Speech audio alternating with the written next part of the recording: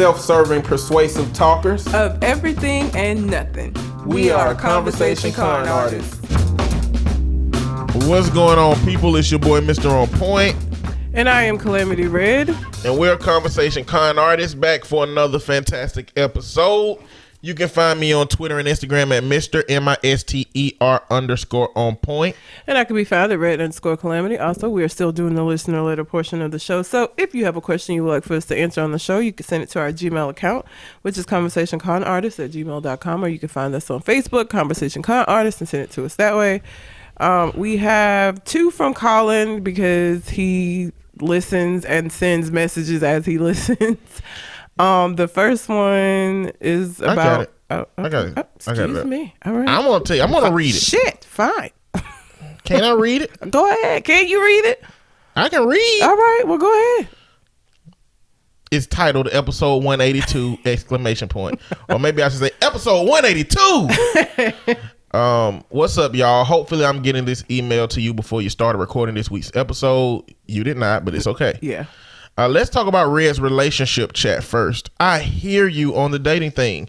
It's a big reason when I decided it was time to move on from my ex-girlfriend. I was either not going to date at all or only seek to reconnect with people I already knew. Hence the young lady I'm with now, who I've known since the 8th grade. Promised Land milk. It's the truth. Mr. On Point ain't playing around. The only milk you can get is if it's something locally made. Example. There's a milk you can get out here that's made in Crescent City, California, and it's even better. But again, it's not a nationwide purchase. Lastly, I want to hear what y'all have to say about this story. 1 million species face extinction. UN panel says human will suffer as a result. Human beings suck. That's what I think it is. We suck. We don't suck. We do suck. We fuck up this planet, not realize. And listen, I'm not a tree hugger. I'm saying this as somebody who is not like super, like I'm not super environmentally conscious as I probably should. You sound like a tree hugger. I do sound like a tree hugger. And you got a Prius.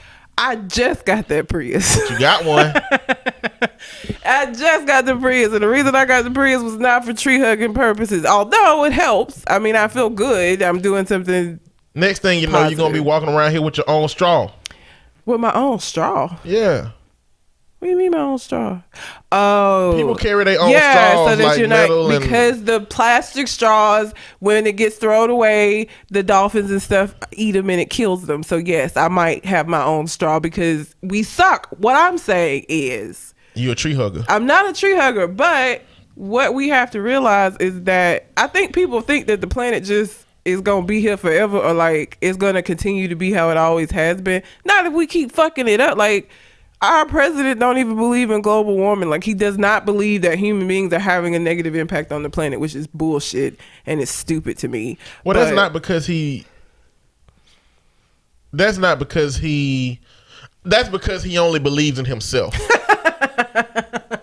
Like, the only thing that he knows for certain is that he exists and he is the best at existing.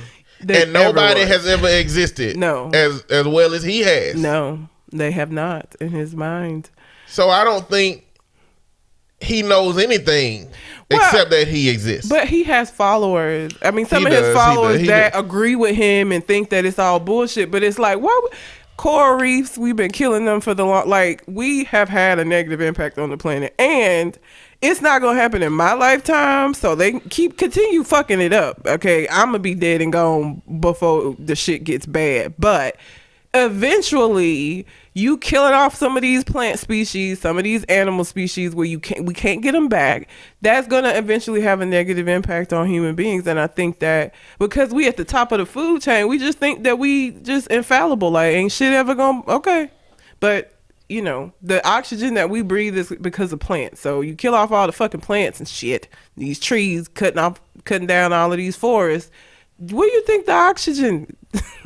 Where do you think how we able to breathe and shit? Like, you fucking up the ocean waters. You fucking up with the fish that you eat. Like, it's just so many things that we as humans are fucking up unnecessarily. And, you know, we gonna leave an imprint just because of, I feel like, you know, how we exist, but we don't have to be as big of an imprint as we are doing. And I probably will get me a straw so that I don't contribute to dolphins dying. Only the stupid dolphins die, though. But it's the survival of the fittest. Don't do that. This has nothing to do with that. It has nothing to do with the survival of the fittest. It's with humans being assholes. It is, but still, if there was some kind of trap for humans that some humans could get caught in, unfortunately, it would be the low IQ, the children, and the elderly. That's sad. That's just the reality of a system like that. I'm sorry. That's how it is, okay? But the gist of this article, it really kind of takes another dive into climate change. Yes. Because in the political scene, we can't even have a realistic dialogue about climate change because it's just about one side believing that it exists versus one side trying to convince the other side that it exists. This article dives into talking about the impact on climate change if it happens. When I worked at Red Lobster, okay, there were lobsters in the tank. There were lobsters in the tank, okay? And now, I know this is a very, very simple way to understand a mass concept, but in Red Lobster, I'm trying to see where you're going with this. They had a container of salt under the lobster tank. Okay. So they would take all the lobsters out, fill it up with water, and put a bunch of salt in it. If you did not put salt in it, all of the lobsters died. Because lobsters' natural habitat is salt water. It's salt water. Okay. Yeah. And I was like, damn. Because in my head, that's just water and lobsters live in water. But the level of salt content in the water impacts their ability to live. Yes. So imagine what would happen if in the entire ocean something altered the sodium content. Every creature in the ocean is dead. Yep. So this article dives into when you're talking about the oceans, if the temperature of the ocean rises too much, there's a lot of creatures that can't survive in that. Including coral reefs. Including coral reefs can't survive in that 2 degrees Celsius range. Mm-hmm. And when we're talking about the environment, we're talking about a population that has tripled since about 1950. We're talking about urban areas that have doubled since 1992. So just humans alone, look how much more resources we have in the take. Just look at what we know about bees. Imagine how fucked up you gonna be if bees is gone. Man. Pollen already getting worse year by year because of the possibility that bees are reducing. I'm never gonna go outside. I mean, but imagine it being pollen sandstorms because bees are gone now. But think about it. Since 1950 to now, the population has tripled. Imagine how much more honey is being eaten than then. You know? Yeah. So, and think about that in the context of all of the other animals. Because, so just to give a little rundown, in our society, we got producers and consumers. Now, whether you talk about, bees being the consumers of pollen, which flowers are the producers of, that's a relationship that has to work to maintain balance. Yeah. If anything happened to flowers due to GMOs or pesticides or something in our environment, bees now don't have a job. Yep. All they're gonna be doing is try to sting your ass. That's all they're gonna have to do now. Or do something to bees. And that overproduction of that pollen is gonna be a problem. Especially for people with allergies. Exactly. That's why it's important to know that we got herbivores, carnivores, and omnivores, right? Which most of us are omnivores. Most of us are omnivores. Some of us have become herbivores. Some of us have become herbivores by choice. By choice. Which, I don't know. Vegetarian, I understand. Vegan is like the challenge accepted version of vegetarian. It's like, you know what? I ain't gonna eat shit that come from an animal. Like, that's unnecessary, okay? Unless you genuinely, truly love animals to the point that you don't even want a human squeezing milk out of it. Hence, you're not going to use any product that comes from that animal. That's the only way I get it. I don't get you, and there's something wrong with you. You are broken. But I understand. I can understand. I can accept it. That's your decision. It's your decision. But imagine if something happened to all the herbivores. Yep. Or what if something happened to the herbs that particular herbivores eat? They're gonna die out. So I was watching a documentary. I want to say it was on Netflix about, I can't remember if it was rhinos, but where they lived at, they were herbivores, but where they lived at, the deforestation and people fucking up the environment had happened so bad to where they started eating meat, like to supplement what they could find as far as the grass and the particular foliage that they ate, but they had to make an adjustment or die. You know what I'm saying? Like, that's the shit. And it's like the rainforests are all being cut out. Like, and the only thing that saves a lot of these things is like the people come in and say, okay, it's illegal for you to do this. Because if it was left up to humans, we probably been fucked up a long time ago. Like, if it wasn't like government entities that said you can't cut down no shit in this forest over here, this probably would have been happening. Because we don't give a shit. We just feel like we deserve to be wherever we want to be. Cut down whatever. But for the sake of this dialogue, let's keep going. Okay. Down the rabbit hole. The first one's producers and consumers. We can go into feeding relationships now. Mm-hmm. Because you got predators that search for prey. Then you got scavengers that eat stuff that's already dead. And then you got decomposers that take care of what is dead and return them nutrients back to the environment. Impact any one of those roles. You know, let a whole bunch of predators start becoming extinct. You know how many? Do you know how many of the scavengers are gonna be out here? And because there's so many more scavengers, because the predators aren't taking care of the scavengers, how much more of the foliage that they eat that we're not gonna have access to? Yep. When we depend on a lot of that foliage for oxygen. It's a balancing act. It's all a balancing act. A balance. And then you can even get into the relationship between species.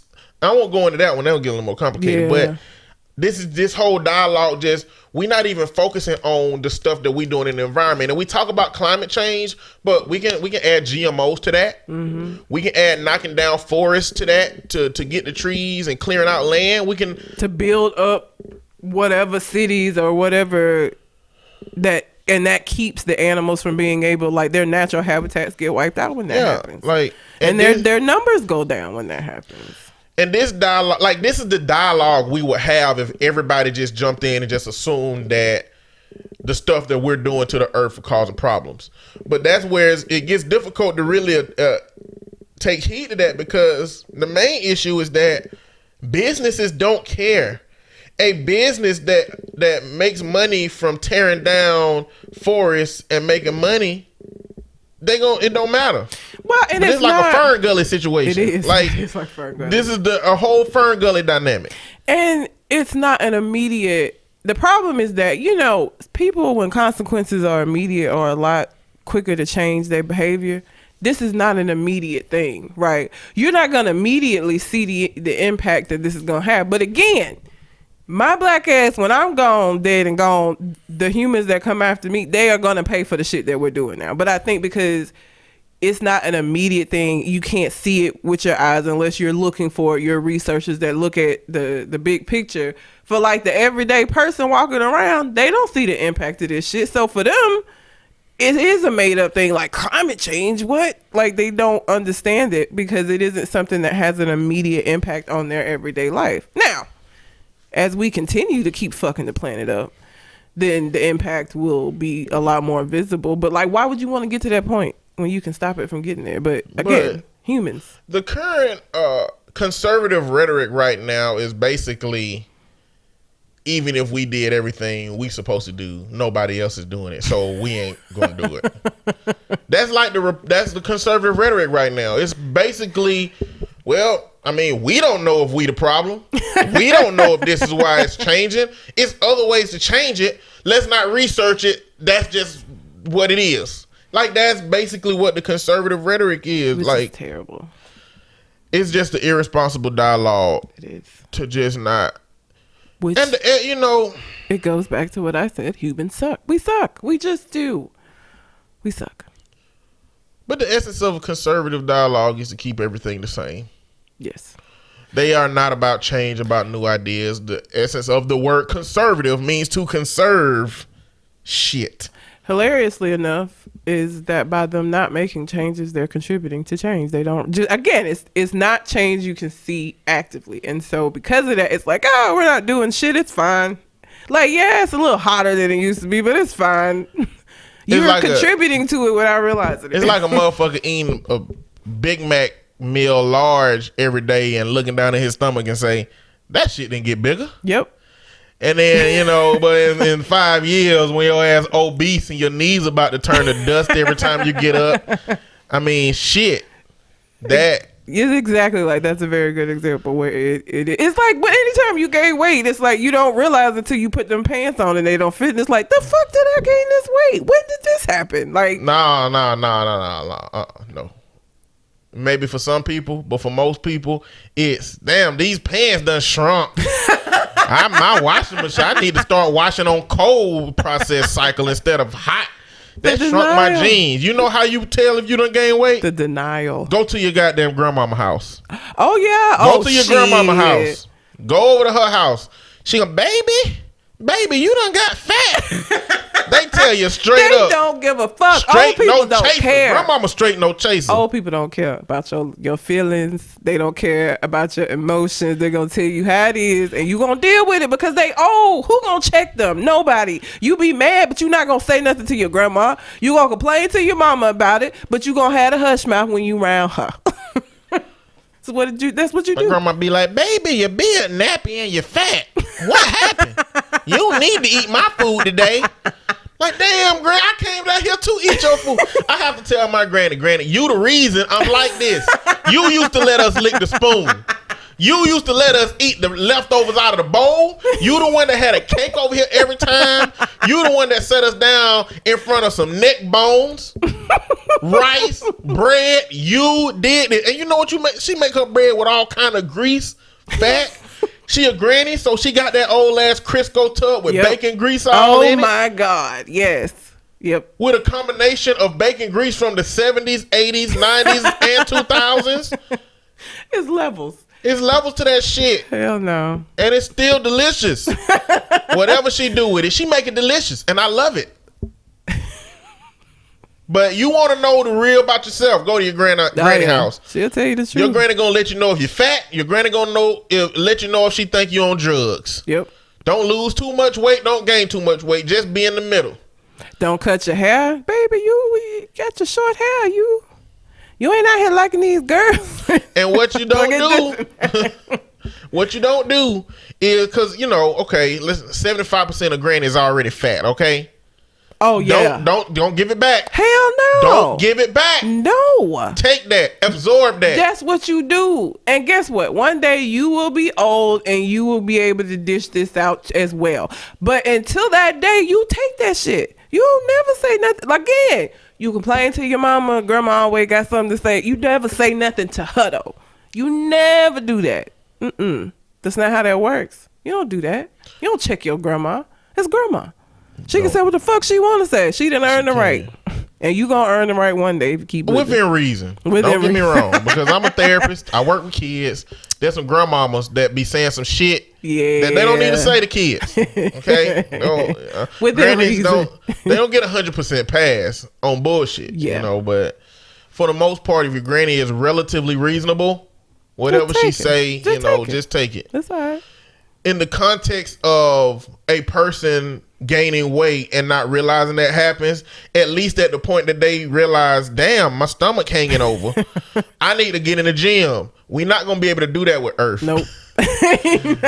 We're not going to be able to do that with our code. We're going to have to at the end of the day, we just going to be in some Book of Eli shit. Yeah.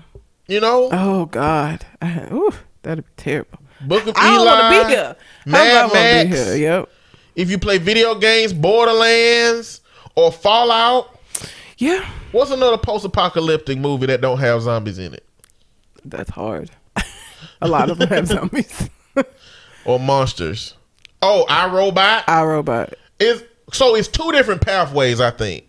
You got post-apocalyptic wasteland where all the resources are drained, and then you got post-apocalyptic tech where it's like just pollution and just buildings everywhere, and it's like no greenery. It's gonna be like New York. Everywhere gonna look like It'll New York. Like what's that movie called that had Arnold Schwarzenegger in it?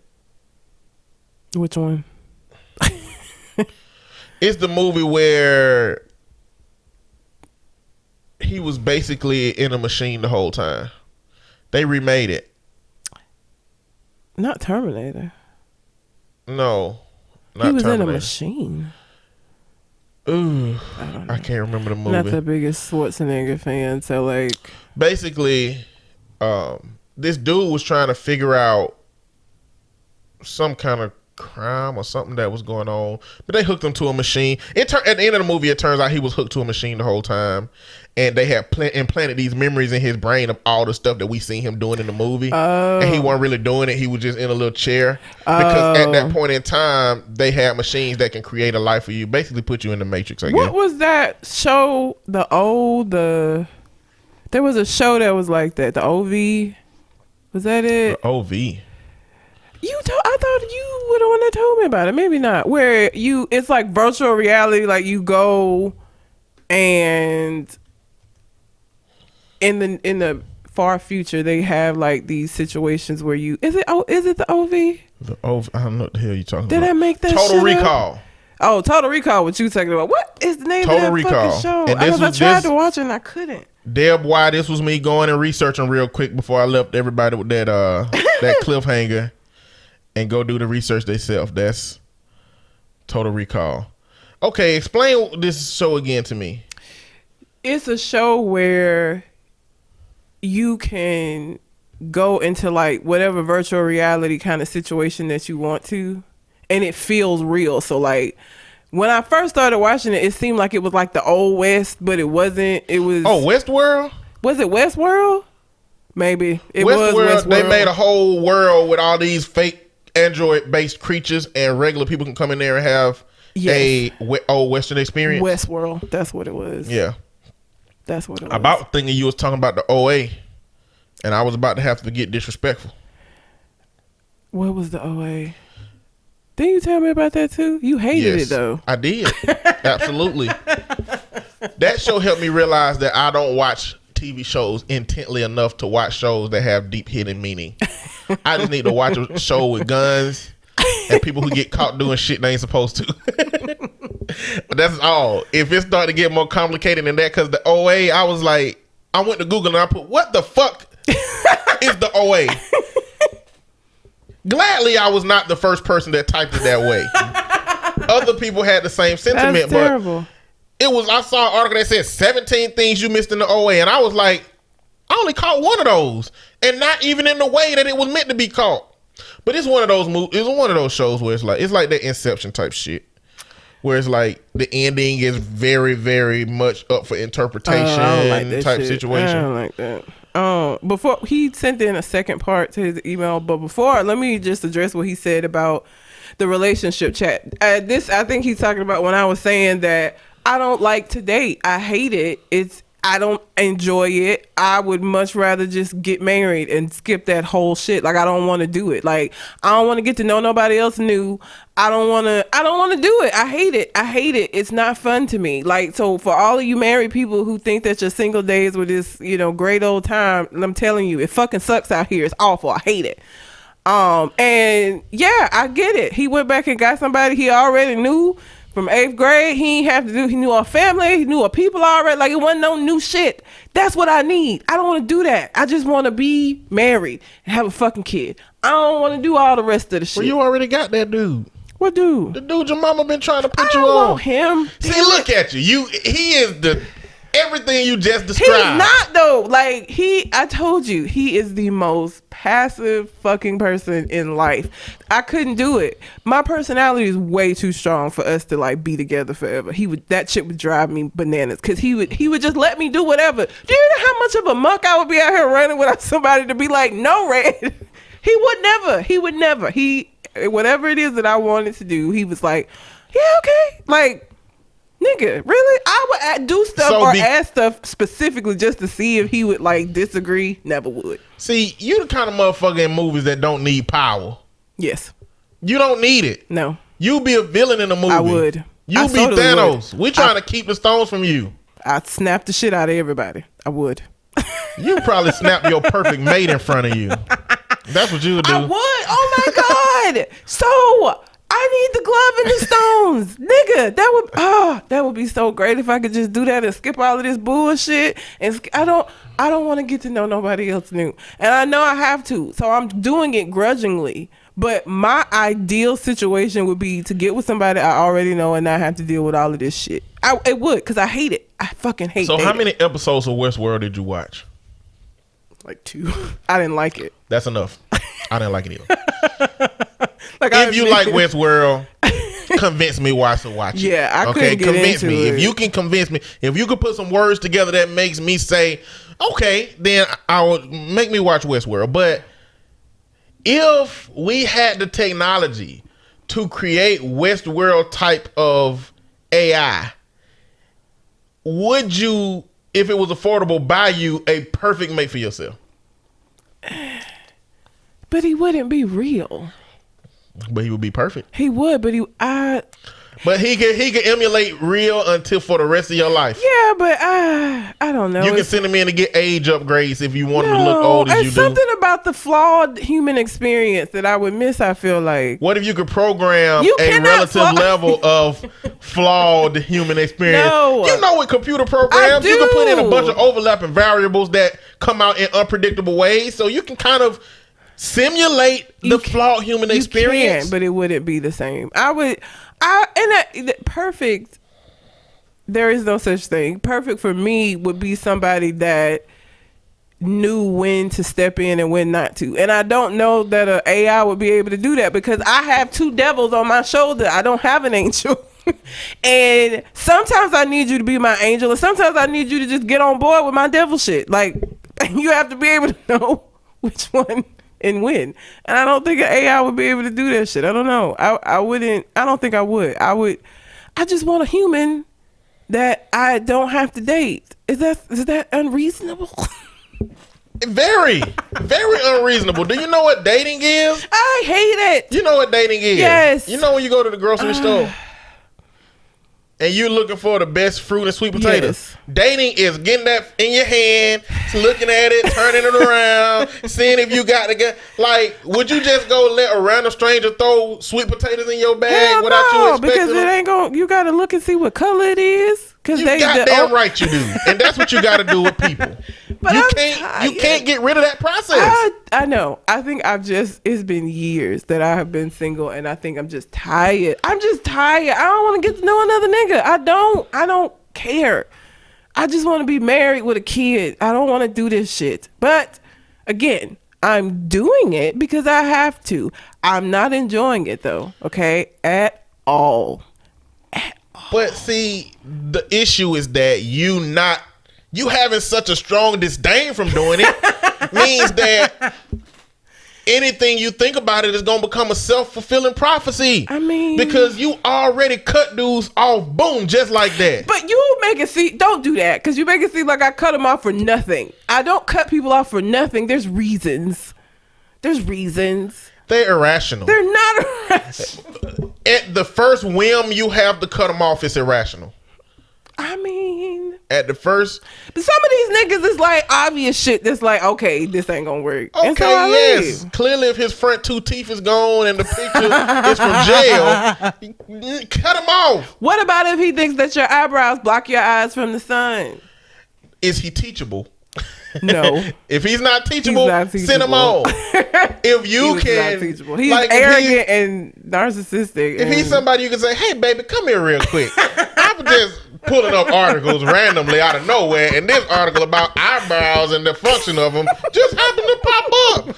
Oh, they can't block the sun. Who knew? I didn't. You didn't. We both know now. Let's hug. You know, that's... No, because what when I said like that was unreasonable, when I was like, what? That doesn't even make sense. He act like I was the dumb motherfucker. Like he act like I was stupid for like I don't understand how you feel like, because I said no, I think it's to keep stuff out of your eyes, like your eyelashes like sweat and stuff. And he was like, I don't know why you think that that's a more viable reason than mine, because it make more fucking sense, my nigga. What are you talking about? That ain't even an argument though. What? That doc, just go read about it. Go read. Go read. Seriously, like, don't say, well, I feel like. No. Go read. There's research on all of the functions of our bodies. Yeah. Our goosebumps. Yeah. We got goosebumps because we used to be a lot hairier. Now, I'm still a lot hairy. But I think we used to be a lot hairier even than me. And goosebumps in cats make them stand up so they look bigger and more aggressive to predators. Yes. To things that would attack them. We imagine if we weren't apes before, but we just still used to have be more hairy because of the different temperatures and because of being out in the wild. Imagine goosebumps serving that purpose at some point in our history. Yeah. You know, the same thing for if we just want to get to the appendix. Yes. Our appendix don't do nothing now but burst and damn near kill us. Yep. Get that shit out. In cows, the appendix is the primary processor of all the grass they eat. Now we happen to be able to eat more meat and a diverse range of foods because we can preserve better. But back then, imagine meat was killing people if you didn't have it right after 2 days. Yeah. So you had to eat a lot more grass and greenery. So the appendix was more valuable. It's not now. Yeah. You know what I'm saying? But so I don't cut niggas up. All you do is tell him to read. I'm not but your first whim is to cut them off. It is. Because you don't want to be dating anyway. That's why you have got to change how you feel about dating. Oh, I hate it so much. I really do. I don't want to do it. Or you need to just be ready to spend your whole life dressing your dogs in tuxedos and having them give you flowers. That is sad. I don't want to do that either. You don't want to do shit. That's just You don't want to do anything. You just want to fall asleep and wake up with everything the way you want it. Nigga. And then even if you had a dude with you, you don't even want to spend that much time with him. It's so much that you need from a dude. It is. And how you get it, the way you're willing to acquire it is they're so stringent. It's like, I want all of this stuff, but I don't want to get it the way you're supposed to get it. And then when I get it, I only want it the way I want to have it. Yes. Accurate. I ain't meaning to roast you or read you or nothing. I'm just saying. It's what it is. It is what it is. I'm trying to change my attitude about it. But I wish I could just do what Colin did. That sounds fucking amazing. And he happy as fuck. Let me do that. Shit. But, okay, he had a second part to his email. We spent so much time on that first part. That's what we do. That's what we do. You know it. He knows it. Everybody knows it. Okay, so I made a quote last week, and I regret it. It was very inappropriate. Oh, Jesus. And here Colin is quoting it. We talked about an individual that happens to be a rapist / molester named Jim Cummings. Who was the voice of Winnie the Pooh. Who was the voice of Winnie the Pooh. And I said, Jim Cummings inside of them children. Colin quoted this and said, Mr. On Point, no, just no, sir. Wait, you forgot the name of the title. The title of the email is Goddamn. Oh, yeah. The title of the email is Goddamn. So anybody else that had a mass surge of response to that, I'm sorry about that. I get inappropriate sometimes, nigga. Even for myself. I don't have a long letter this week, but I sent one before about the last episode. In this episode, I want to hear about your most interesting interaction with a person after that letter from a lesbian woman who said you could get it if she was younger and straight. LOL. Also, when we going to get on this Apex Legends? We got to get on the Apex Legends, man. I just never come in the room with my PlayStation. I stay in my room since I moved my Xbox in there, but we got to get on. I have to play with you so we can have a fluid dialogue about something. So he just wants to know your most interesting interaction with a person just in general, I guess, because of the lesbian thing. What's been your most interesting interaction with a human? It's a whole situation. Of course it is. It's you. Why wouldn't it be? I'm a therapist. You are. I work in the community. Yes. I get clients sent to me all the time. Mm-hmm. I got a little, 12-year-old black boy sent to me. Okay. And I went to meet the child at school, and then what was left was for me to meet the daddy and to meet the grandma, because that's who he lived with. And I wanted to get to them and talk to them about what's going on. I drive to the house. I'm talking to the dad. I say, okay, where y'all at? Where y'all at? This is the address. I pull up. I get out. He looks at me and says, my mama ain't gonna believe this. I'm like, oh shit, what is that? Do they think I murdered somebody? Is this mistaken identity? Like, am I finna get my ass beat by some uncles? I don't know what's happening. He said, my mama ain't gonna believe this. And this was his first time seeing me.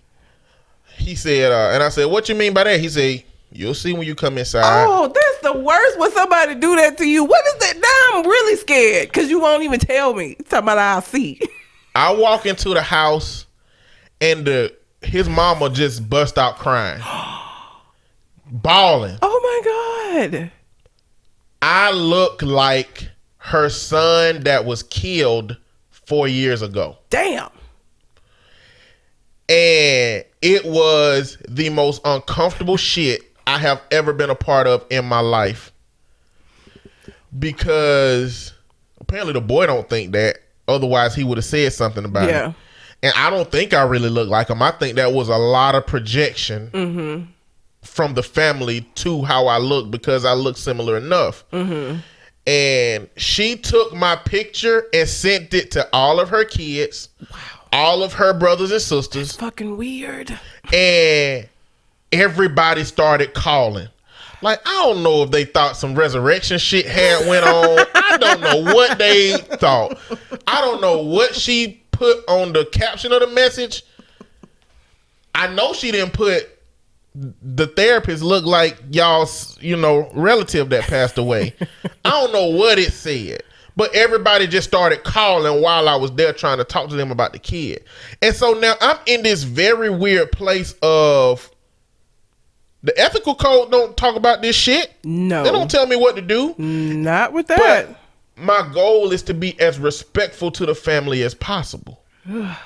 While also not allowing any boundaries to be crossed. Damn. Because I'm here to be talking about this child. Yeah. And so she wanted me to see his room, which has not been touched. Has not been touched since he died. Jeez. Everything was still there the way that he had. And in TV shows and stuff, you always see when a child has died, you see that they left the room the same. Like, it's a whole bunch of episodes of Law and Order where the families don't change. Like, that is a thing. Yeah. Like, people want the last memories they can have of people, including how their habits were, they clean up, how their clothes were. Yep. And she showed me his picture. She wanted me to take a bunch of his clothes with me. That's weird. And I didn't want to say no, but I told her, you can pick one shirt that he has to give to me. And this was me trying to be as respectful of the moment that they were having as possible. And we got to talking about the kid, and family was still calling while they was talking about the kid. And the daddy was just having a blast, like laughing, just giggling about the fact that his mama think that it looked like me and I'm uncomfortable at that moment. Wow. That is the most uncomfortable interaction. Wow. And I will put that in the category of interesting. Yeah. Another one is the most interesting client that I've ever had was a client that I had when I was in the clinic, one of my first clients. He had some psychotic disorder, undiagnosed, and he came in beat up really bad, busted chin, black eyes. He was all black and blue. Yeah. And it turned out that anytime he hear the voices in his head, he'll beat himself up unconscious because that's the only thing that stopped the voices. Yeah. And so every week he would come in just with a different set of having beat himself up, just looking different. Even hitting his head on the wall.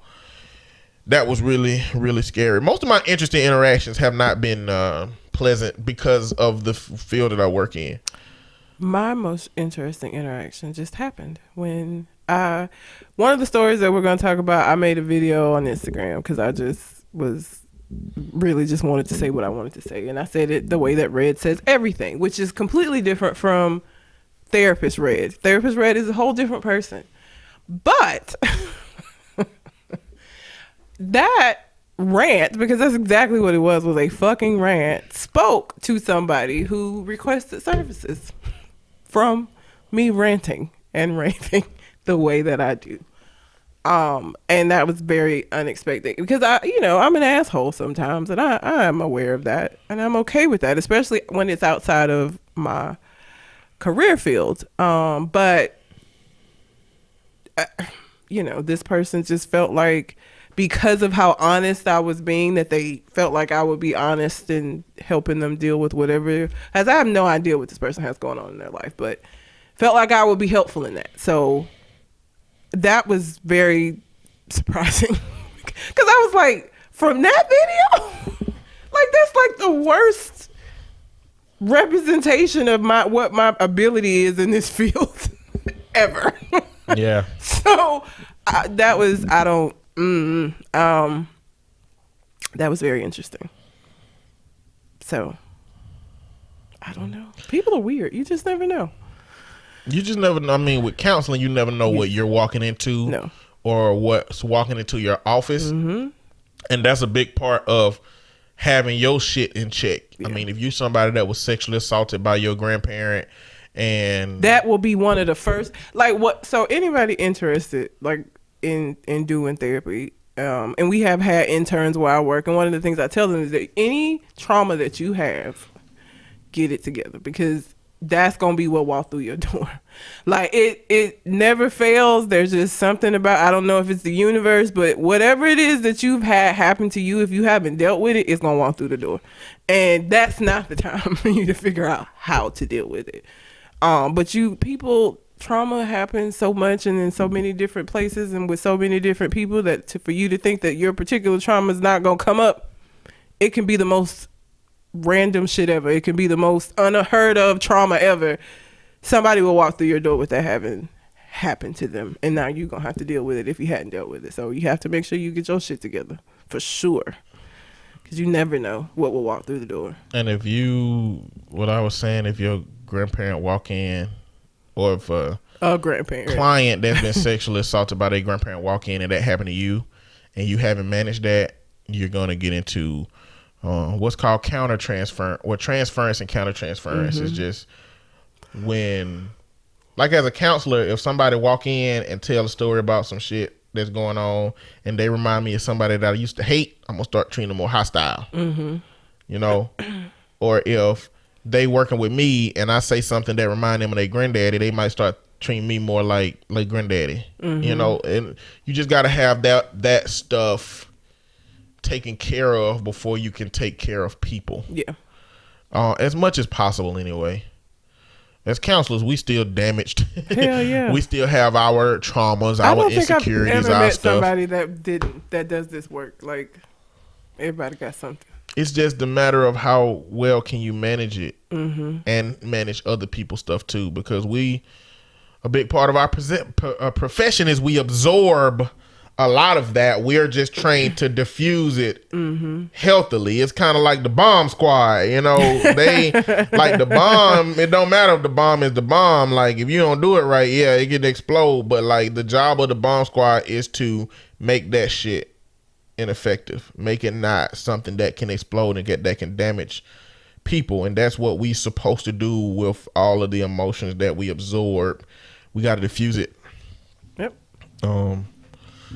But if I think of some more interesting interactions I've had, then I'll throw them up on the next couple of episodes, because I've had some interactions.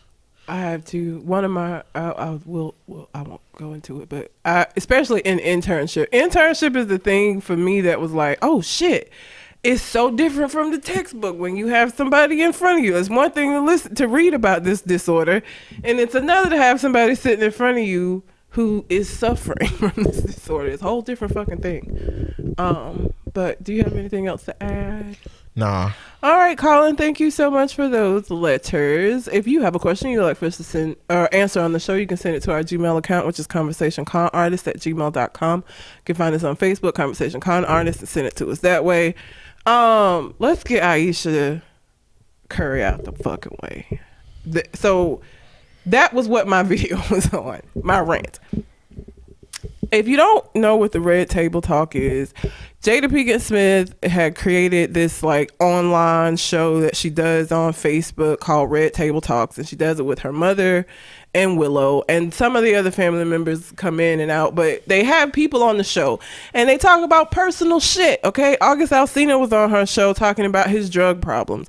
Will Smith's sister also was on that episode talking about her drug problems. People come and they talk about personal things. And so Jada Pinkett had Ayesha Curry, Steph Curry's mom, his sister, and I think it was one other person on the show, just talking about being with famous men, and you know, the insecurities that can come from that. And so one of the things that Ayesha Curry said was that Steph gets all this attention from women. People, you know, women are constantly throwing themselves at him and trying it, and you know, she does not get that same attention from men, and it makes her question herself and whether or not she's still attractive. And people lost their fucking minds, niggas specifically. Okay, I'm talking about you can't make bitches happy. You know, she got Steph Curry, he faithful to her, he got money, and she's still out here caring about what a nigga got to say about what she looked like. And I'm talking about like went in on this woman like all the way in. And I was so surprised at the reaction, because what she said is something that I've heard people say before. People who be like, mine is like, fuck him being Steph Curry. Somebody they've been together for years. When people are in relationships, sometimes they do wonder, like, am I still attractive? Like, outside of, you know, I know this person loves me and they find me attractive. This is not something that's specific to Ayesha Curry. This is not something that's specific to women, because that was another thing. Is again, it was, you know, these bitches, you can't make them happy. You give them everything and they still want to know about other niggas. And it's like, oh my God, that's not what she said. She shared an insecurity and it was just thrown in her fucking face. Which another part of why this pissed me off was that Ayesha Curry and Steph Curry, these, you know, they're these religious couple. They're these like goody two shoes. They haven't had any scandal, and people talk mad shit about them for that. Oh, they're so fake. Oh, their marriage can't be that good. Oh, he probably is cheating on her. She shares something real, and y'all fucking crucify her for it. So like, it was the most bananas shit I've ever seen. Like, the response that was given, I feel, was very unwarranted. And I was surprised at the veracity of people and responding to what she said. Like, I don't know. So there's several different things I think are at play here. One of them is, I think that Ayesha Curry has not really been favorable to a lot of people because of how she's carried herself. Yes, number one, she has made some statements, and she don't dress all provocative. I mean, she dressed like a damn church girl next door all the time. Mm-hmm. And so I think that's a big part of why she don't get a lot of the attention that men would give her otherwise.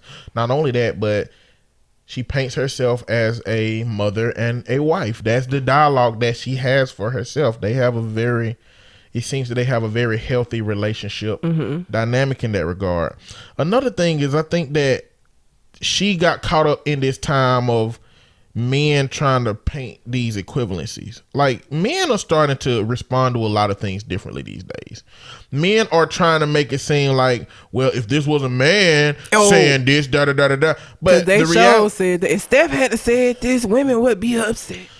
But the reality is, we live in a society full of double standards, and men come out on top of most of the double standards that exist. Yes. even if men have this little dialogue that well, if this was a man who had said that, blah, blah, well, men always trying to fuck everybody. What are you talking about? A man wouldn't say that in the context of being faithful. A man would just go fuck people. Okay? People, like, men are acting like there's not a double standard, and now just because women want equality, it creates this whole dynamic where women and men should be on the equal foot with everything. No, there's work to be done to get them there. So I think she got caught up in this little like false equivalency based culture that we have now that men are trying to paint. But my example for this is that she's not asking for a surplus of something. Nope. She's speaking on the debt. She's talking about what she doesn't have and referencing how that makes her feel. That don't mean she's asking for dudes to holler at her. That don't mean she's asking for dudes to want to bang her. That don't mean that she's asking for anything to be added. She's generally just giving her opinion on the debt. It's like when you go to a restaurant and you got that meal that you chose and it's good, and you see them bring another meal out to the table next to you, and that shit look delicious. You don't have to have that fucking meal. You got yours. You're okay with yours. Yours is actually good. You're just having a moment about what you see versus what you have. And when she sees what her husband has and she doesn't have it, especially in the context of a society where we have told women that their aesthetic is worth something, and the more men that gather around you because of that aesthetic makes you worth something, that's the value. Go to the stripper club and find somebody that's a part of the itty bitty titty committee with little hams versus somebody with a whole ham plate, 2 hams, and the big breastises. Find out who the dudes is circling around. This is the kind of society that makes that girl want to go get butt injections and want to get a boob job. Whether it's Fix-A-Flat or whether it's actual fucking medical grade shit or not. Like, but we created the dynamic in our society by which women sometimes find their worth in how many men come after them. I'm going to quote a rapper, okay? Don't do this often, but T.I. in a song with B.O.B. and Kendrick Lamar. It's called Memories Back Then. He basically did a whole top of this verse talking about this girl that always just was freaky and would just give it up to the whole squad. And at a certain point in the track, he says, then one day I just asked her, why you always give your ass up? I mean, damn, these hoes get paid. All you do is get laid. This shit don't add up. She said, Tip, all I want to do is feel love, even if I know it ain't real love. Even if I know a nigga only finna hit it and never call back, I still fuck. So I'm just pointing that out to say that we've created a society in which we find so much pleasure in a woman's aesthetic that sometimes even just to feel some of that love, she is willing to participate with men's shenanigans because of that. When that man don't think nothing of her and she think the world of that attention that she get from it. That's not even what Aisha Curry is experiencing. No. I'm just talking about the dynamic that we created to where a woman could, in a successful marriage, wealthy, with a man that has everything, who is building her own brand, can look in the mirror and can look at what her husband gets from women and say, dang, I don't get that. You know? But and that's all she's doing. She's just speaking on her experience of not having that, not saying, I want some more of it. And she's not seeking it out. I could see if this was a situation with a Kim Kardashian. And let me say this. Somebody commented under my video saying that, asking me if I didn't think that it was wrong for her to crave the attention. And when I brought up Kim Kardashian, he was like, that's, she has nothing to do with this situation. It does, because one, you using the word crave, which is not what the fuck she said. And people who crave things Kim Kardashian craves attention. Kim Kardashian has built a brand, whether you agree with it or not. She's married to Kanye. She has her kids. She is half naked all the goddamn time, okay? That is not even what Ayesha Curry is doing. And people treated her as if it was the same thing. As if she out here, you know, with her ass and titties on display all the time, seeking out this attention. And she's not doing that. And not to mention, anybody who watched that, you notice how puffy she is because she just gave birth to Steph Curry's third child. And so because her body is different, I'm sure she's feeling very differently about herself in the context of being attractive. And so this is probably something that even when she's at her fittest, she may feel, but I'm sure it's exacerbated by the fact that she's sitting on a panel of women in a room where she's the biggest woman in the room.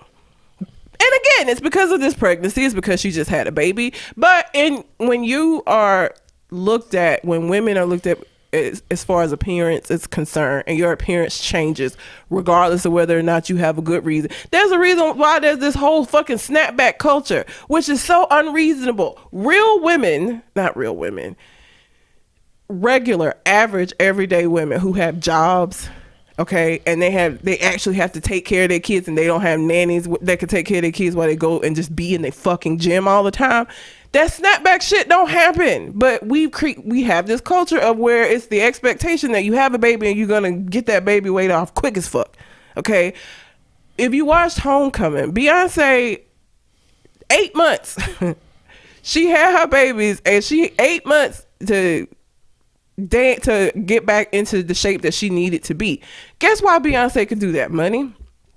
She has a team around her that can watch her fucking kids while she's practicing, while she's going to the gym, while she's doing those things that average people can't. And so even the snapback culture contributes to this, where you're going to constantly be comparing yourself to other pregnant women who've had their baby, and you're like, damn, I still got this gut. She, 2 days after she had the baby, was out here looking snatched. Like, it's just so many things that go into this. And what she said doesn't mean that she's not happy with Steph.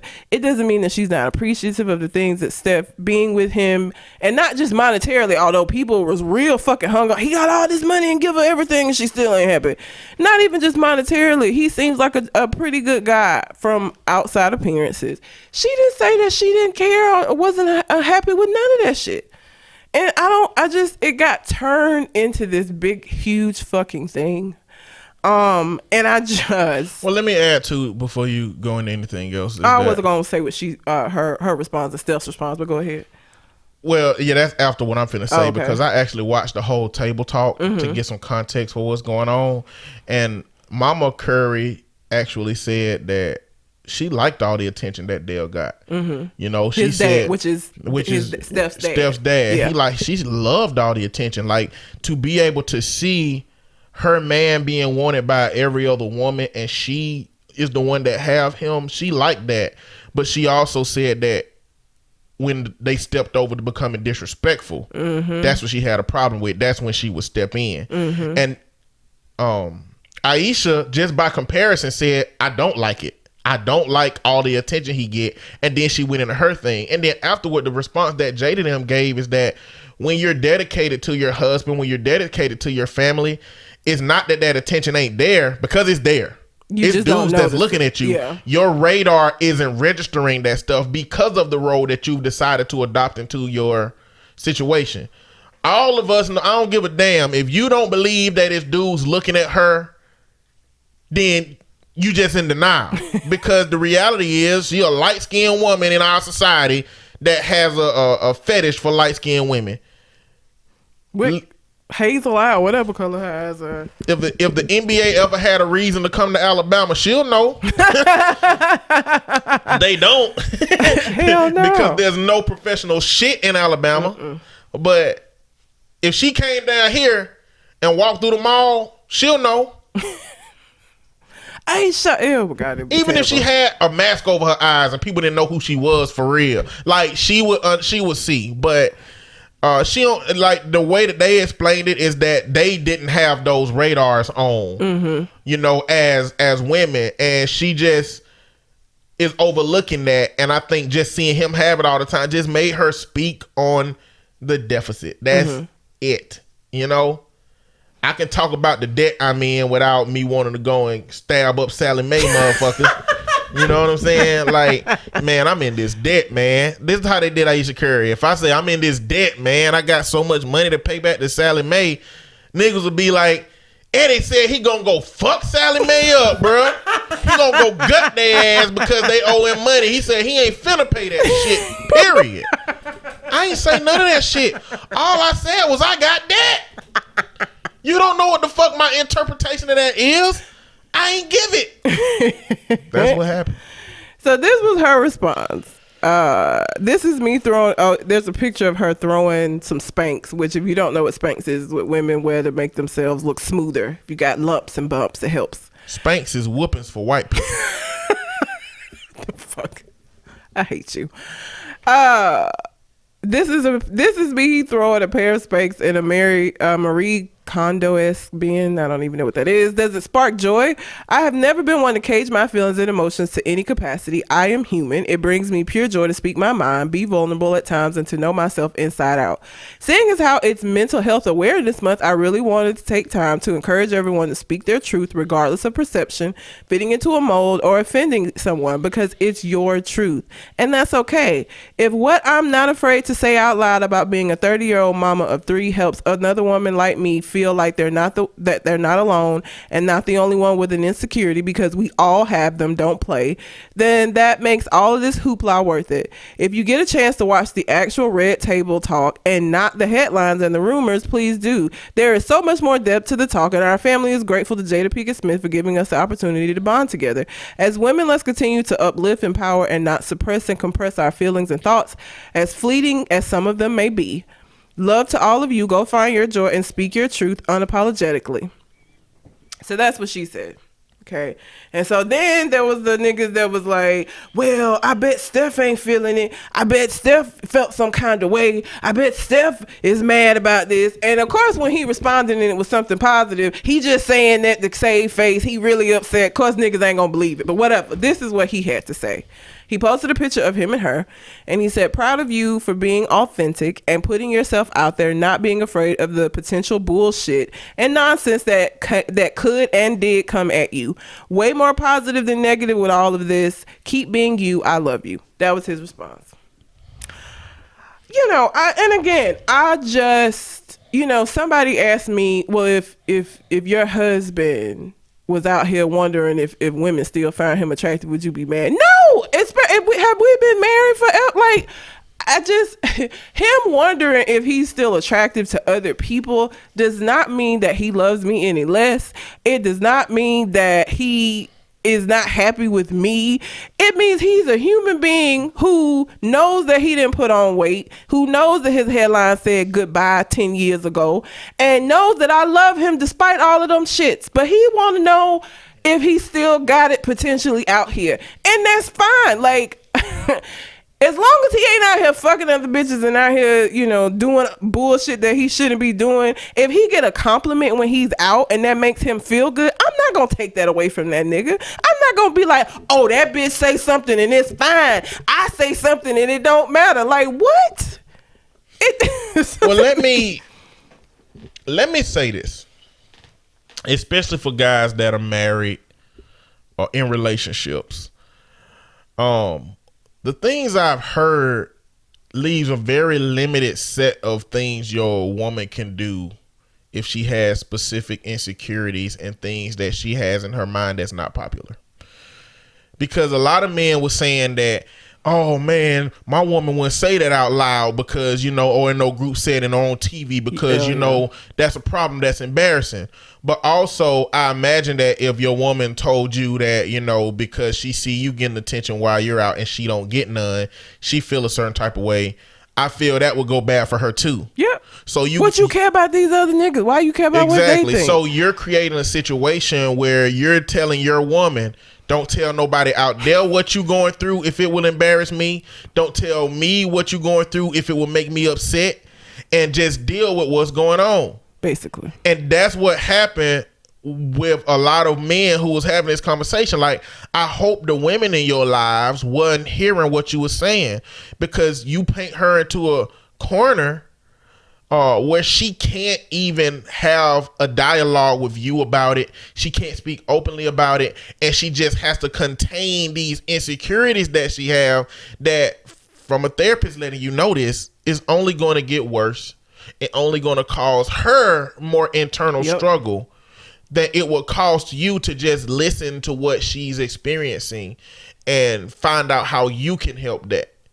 And I'm pretty sure from Steph Curry hearing that, he tried to find out what he can do to help his wife, you know? And again, this was a moment in time. I don't feel like every single day she wakes up, this is the way that she feels. Like, this shit is a moment that she is feeling this way. And it's not, the response was just I was so surprised. Like, and I shouldn't be because humans, but I was just like, really, niggas? Like, y'all are really ready to die on this hill about this shit? Like, it's not that deep. Is it that deep? Why is it that deep for you? I just don't understand. Niggas down hills every day, B. The nigga talking about them eyebrows could have had another day. He could. He could have had another day if he would have just went and read.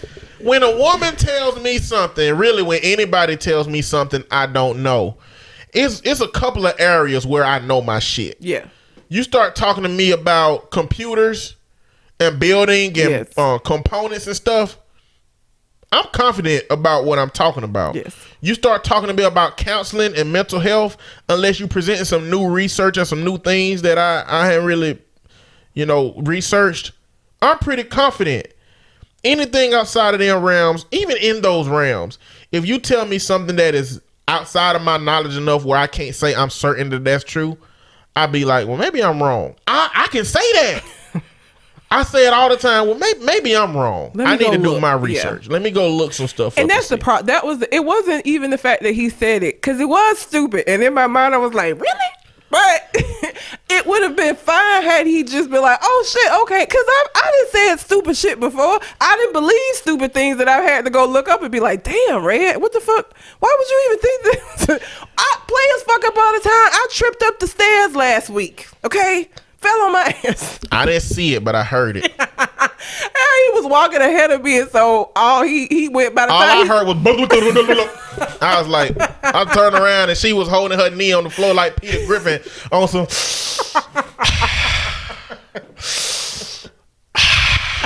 She was on that shit. I really was. For 5 minutes. I fucking hurt my knee. I'm old. Listen, players fuck up. So like, I wasn't even upset that he said it, but the fact that he was so aggressive when I was like, no, it's because it is.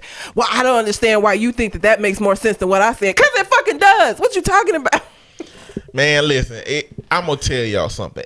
There is a lot of value to be found in saying you're right to your mate. Oh, yeah. It's a lot of value in admitting when you're wrong that you're wrong. And you going to be wrong sometimes. You are. Don't act like you ain't wrong. Admit it. It hurts. Listen, it don't feel good. It don't. I hate it. But it helps the relationship dynamic to be able to do it when it needs to be done. I always tell the couples that I work with, you don't need to have a win-lose. You don't need to have a win-lose perception when you looking at your relationship. Like, winning an argument, in order for there to be a winner, somebody got to fucking lose.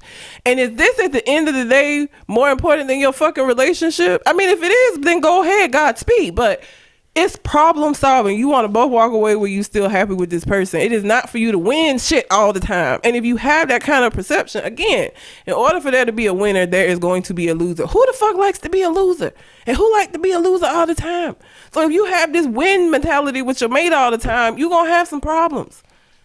You are. Admit when you're wrong. The shit gonna happen. It's fine. It's all right. We fuck up. We all fuck up. I fell up the stairs, not down the stairs, which I feel like is somehow worse because I don't even know how the fuck I did this. I was just walking along and then the next thing I know, boom, flip, back on my back, holding my knee because I hit my fucking knee on the way down. If you fall upstairs, the likeliness of you surviving a fall downstairs is not. I think you would die or end up paralyzed. I've fallen down the stairs before, but it was because of Kingston. When Kingston was a puppy, and this shit, he made me so fucking mad. I used to have, he only has retractable leashes now, but at the time I just had one of them regular leashes because he was little.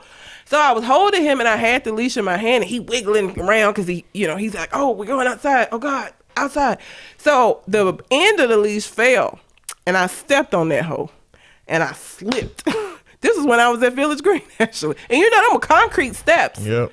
My ass hit I had to sit on a donut. I was working at 911 at the time. I fucking bruised my tailbone.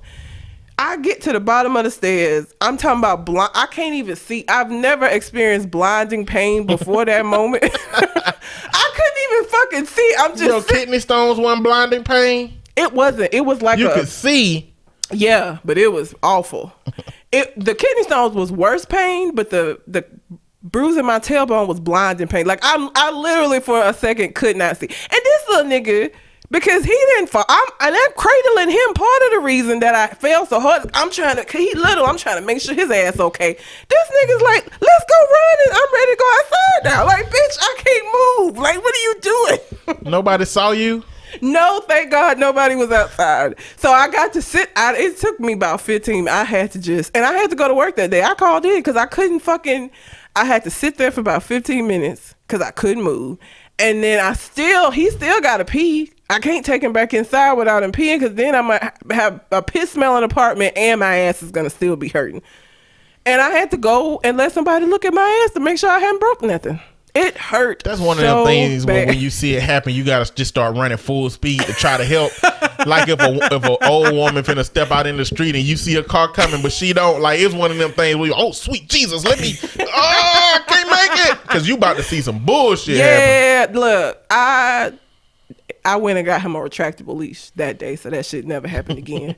Because I was like, this will never ever happen to me again. So I've fallen. That's the only other time I've fallen down where stairs were concerned. I didn't fail in other places, but like when stairs are concerned, one up, one down, then I can't remember any other instances, but I've fallen in other places. But you still haven't seen me fall, so it's okay. You heard me fall, so you know what me falling sounds like.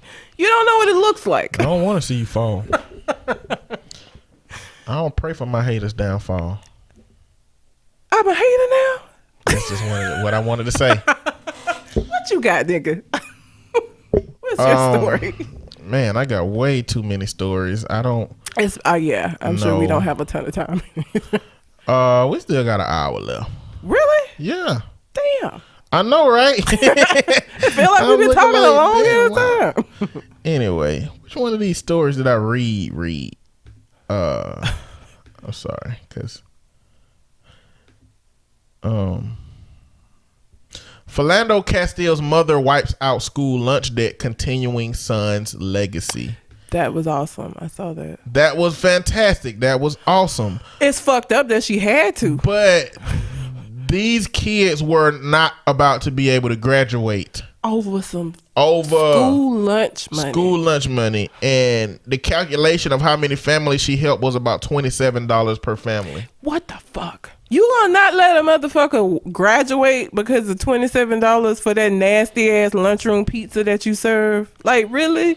Our lunchroom pizza was delicious. Ours was disgusting. And we had like a group of girls who, for whatever reason, every time we had pizza, they would go get Thousand Island dressing and drizzle it over the pizza and eat that shit together. That made me not even want to eat my pizza. I already wasn't excited about this shit because it's not the greatest. And then now I got to look at you do this nasty shit and still eat my pizza. Thanks. School lunch is a classist ass system, boy. Classist as fuck. Like, first off, you got free, reduced, and full price lunch. Okay? Now, you don't really know who got that. No. Just based on their experience. But our school cafeteria had sweet tea and ice cream. And the same kids that wore the Jordans had sweet tea and ice cream every day. And I'm just sitting here with my regular white milk. And me and my brother used to eat free lunch until my mama got married to my stepdad. And then we had to pay reduced lunch. It was cheap, though. But we still didn't have enough money to do it all the time. My friend Mike never had his parents. He was like top tier, and what I considered top tier was his mama made him a bomb ass lunch every day. He had a thermos and shit. Like he never had to eat whatever the fuck. So like whatever day we were all dreading, like oh don't nobody want to eat that. He never had to worry about that because his mom was packing him a lunch every fucking day with a thermos or whatever he wanted. See, to now drink. imagine how high of a standard that he got for his women now. I feel like if I have daughters, I need to just disappoint them periodically. Just to make sure they have a decent gauge. A realistic standard. Yeah, just a realistic standard. Just like let my lady know, look, I'm gonna tell them I'm gonna do something today, but I ain't gonna do it. Because they need to understand that disappointment from a man happens. Because I can't control these niggas out here, but I can control their expectations. Okay? Yeah, it's for the best. Miss Polly, because he was my best. He still, I mean, I wouldn't call him my best friend because we don't talk. We just really now. You get older. He done got married. He on his second child. We kind of exchanged happy birthday text messages and like he'll invite me to a baby shower or something. But he was my best friend. So like both his dad's name was Mansfield. Never met another person with that. That was his first name, Mansfield. What kind of name is I that? don't know. He's the only Mansfield I've ever known. Mansfield and Polly. Miss Polly. This my man's Mansfield. I had a friend whose mom name was Polly, and then I had another friend, her mama name was Molly. Wait. Let's find out how my man's Mansfield feel about it. Oh man, so many shit you Mansfield McGee. Mansfield McGee was his last name. I don't know why his parents named him that, and then he named his son Michael, but Which yeah, is a regular name. Michael, Miss Polly he had a lunch every day with a thermos, and so like, you know, we just had milk. We didn't have like sweet tea options. I don't remember that we did, but Mike would have a thermos of Kool-Aid, a Hawaiian punch, or whatever the fuck he wanted, and like these bomb ass like sandwiches and shit. Like his lunch was always great, and everybody was always like, look at Mike ass over there, just fucking thermos and shit. We was hating like a bitch. We hated him because he never shared and he never wanted to switch with you. Like if you be like, hey, don't you want to have some pizza today? No. Why would I want to do that? Because just sometimes because you want it. Yes. It's like going to the bank and just being like, hey, let's swap. You know, I got some old movie tickets. Just give me $3,000 because I want it. Shut the fuck up before I call the police on your ass. Get out of here. Mike never swapped. No matter what we were having, Mike always I wouldn't have swapped either. He always ate the lunch his mom brought. But that's crazy. Like $27 is worth a child not graduating. Fuck out of here. The school system is like, you know, I really Rick and Morty has a very, you know, extreme version of looking at school. When is it coming back? I have no idea. Fuck. Now you're going to be thinking about it. Yes. But anyway, he like, man, fuck school. You go to the class and the person at the front say what's 2 + 2 and everybody raise their hand and one say 4 and you got to ask to go to the bathroom and like, fuck school, Morty. We're not trying to do school. School ain't shit. You can learn more from hanging out with me. Exactly. Like school as a system is garbage. It's like preparing you to sit down and do a 9 to 5. You spend the whole early part of your life preparing to be a part of doing some shit till you 65, and then you can retire too old to do shit. Yep. Pretty much. You know, that like there are so many more exciting ways that we can have this system, but nope. And not only that, but when you go eat a garbage ass lunch and you got to pay for it and you fuck around and get behind, the school will tell you, okay, you owe money, you can't graduate. Because how much of a dick would you be if you tell a kid, oh, I'm sorry, your account is done, you can't eat. Go sit down. That tray you just fixed, put it in the trash, because we rather have it in the trash than you eating it. It's sad. So I imagine that, I wonder if the school have a rule that you can't keep a kid from eating, but you could just tally up their balance and then force the parents to have to pay it before they graduate. They probably take the food from them kids. They probably let them kids eat that food. Man, that's the only way you can have a balance, is to still be getting the product but not be paying for it. Maybe. I don't know. But I just feel like, I wish they would tell me. Oh, I'll flip the next 2 trays behind me straight up in the air, boy. Y'all lost 2 for that one. Niggas. You just lost one. I've been listening to Lauryn Hill too. But you really lost one. I just start doing that shit, and I start doing the robot like the dude in Dave Chappelle show. What you really came from, what you done. Such a bum. Yes, Lord. So you know that there is Florida Man. Florida Man. Everybody knows about Florida Man. Yeah, he be tripping. Did you know that there's Florida Woman? I would imagine it has to be. There is Florida Woman. So I just wanted to read you some of the Florida Woman headlines. Fuck, they done did. Florida woman arrested after sexing her dogs. After what? Having sex with her dogs. Okay. That's Florida woman beats up husband after finding his dildo. Oh damn. Why she beat him up? Did she beat him up? Would you beat him up? I would just leave. Like, that's weird. I would leave. Like, that can't. How we go on after that? Like, why do you have a Y'all dildo? both can use it. No, ew. Florida woman named Kitty steals neighbor's dog. They just, boy, the people who be making who be naming them.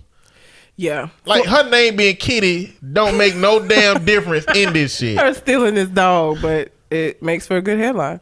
Florida woman high on meth goes on Walmart scooter rampage. How the fuck did she do that? Them ain't fast. Rampage is like oversell. So, more like spree. Well, I guess, yeah, a spree. She went on a spree. How about that? But Florida, I said all that to say Florida is the place. It's like America's asshole. It's where nobody needs to go, and I feel like we need to do like Bugs Bunny did in that cartoon and just cut it off and let it float away. There's Some always people bullshit. Like having their groceries ate. What's your next story? Because I'm not gonna do this with you today. Why not? I'm not doing this with you today. I just want to let the world know that if my lady would like her groceries ate, who am I to say no? What's your next story? I'm not doing this with you today. Who am I to say no? A Spanish civil servant skips work for 6 years and no one notices. How do you not go to work for 6 years and nobody fucking realize? He still get paid for them 6 years? He won. Let me tell y'all how he won. Joaquin Garcia is a 69-year-old Spanish civil servant that was, I don't know what that really means, but he was employed as an engineer by the Municipal Water Board in Spain, where his job was to supervise a wastewater treatment plant. And he was on the payroll. And at some point, the man who hired him was like, where the fuck is Joaquin? I ain't seen him in a while. Has he retired or has he died? And they were going to give him a 20-year reward for dedicated services. And they started looking into what's going on. And the dude in the office across from him said, I ain't seen him. It turns out he ain't been to work in 6 years and still been getting paid. Now, this is how he wins. He wins because the statute of limitation allows the job to only recoup $30,000. $30,000. Now, I imagine he making nearly 6 figures in a job as an engineer. And he only got to pay back $30,000. Win. Fuck everything else. Bruh, One, that is winning. I feel like every day he wake up, he was like, I win no matter what. I don't step up in the building. That's what he say when he wake up. Hell no. We talk about I got a friend that bought an Xbox from a pawn shop that was still connected to whoever's account was system sharing with it. And it bought every new game that came out. Wow. Games would just be downloading on his system as they came out. And he bought a new Xbox. Like, why the fuck you buy a new Xbox? Why did he buy a new Xbox? Your Xbox come with perks. His Xbox was amazing. I wish the fuck my Xbox would. I ain't got to pay for it. I ain't gonna do nothing. Still to this day. To this day. He still got games downloaded on his system. Like, boy, you had to use that old Xbox until his shit. You ain't got no option. I was just bringing up this. I was just bringing up this as a contrast to one, how all this rat race we got to do. So when I hear somebody winning against corporate system, even if it's bullshitting, I mean, I'm okay with it. Good job, Mr. Garcia. Look, I wish I could. I hope you got that 30,000. I hope you ain't been spending that shit, and then now it's gonna fuck up your life. That is amazing. We talked about this nigga that got these twins both pregnant, right? We talked about him before. So apparently they got a show in the works. And I just want to talk about how fucked up that is. The same way I was against, rest his soul, Shawty Low having that show called All My Baby Mamas. This is not no shit that needs to be given a fucking show. This don't need to be given a platform. This is disgusting. These kids are going to have the exact same DNA. Do you realize that the twins have the same, like, it's disgusting. And I don't know who is giving him the show. I don't know I don't know where this show gonna be at. But like this part of our culture, I hate. What's the show again? What show? What is it? They're gonna just have a show about him being the dad of the twin, their relationship, and the fact that the twins are pregnant at the same time and following their. Oh, I saw that. Yeah. Yeah. It's gonna cater to those alternative relationship lifestyles. Polyamory. This don't make it like that. I didn't see them and be like, you know what?